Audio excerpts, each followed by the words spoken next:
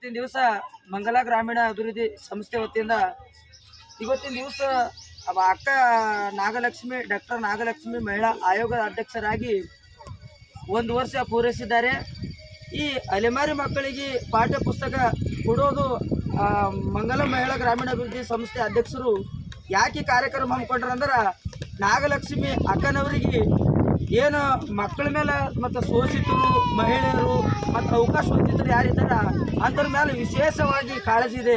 ಅದರ ಸಲುವಾಗಿ ಇವತ್ತು ಈ ಮಕ್ಕಳು ಎಲ್ಲರೂ ನಾಗಲಕ್ಷ್ಮಿ ಅಕ್ಕವರ ಕನಸಿನಂತೆ ಎಲ್ಲರೂ ಒಂದೊಂದು ಒಳ್ಳೆ ವಿದ್ಯಾಭ್ಯಾಸಗಳು ಹೊಂದ್ಕೊಂಡು ಒಂದು ಒಳ್ಳೆ ಉನ್ನತ ಅಧಿಕಾರವನ್ನು ಸ್ವೀಕರಿಸಬೇಕಂತೇಳಿ ಮೇಡಮ್ ಅವ್ರದ್ದೊಂದು ಆಸೆ ಇತ್ತು.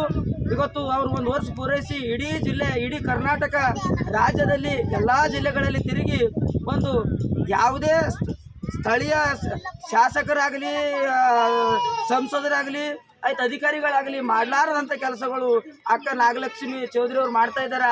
ಆ ಅಕ್ಕವರಿಗೆ ಇದೇ ರೀತಿ ದೇವರು ಆಯುಸ್ಸು ಆರೋಗ್ಯ ಮತ್ತು ಸುಖ ಸಮೃದ್ಧಿ ಕೊಟ್ಟು ಇದೇ ರೀತಿ ಬರುವಂಥ ದಿನದಲ್ಲಿ ಉನ್ನತ ಹುದ್ದೆಗಳನ್ನು ಕೊಡಬೇಕಂತೇಳಿ ಆ ದೇವರಲ್ಲಿ ಪ್ರಾರ್ಥಿಸ್ತೇವೆ. ನನ್ನ ಹೆಸರು ಸಂಗಮೇಶ್ ಬಾಯ್ದೊಡ್ಡಿ, ಬೀದರ್ ಸಮಾಜ ಸೇವಕ.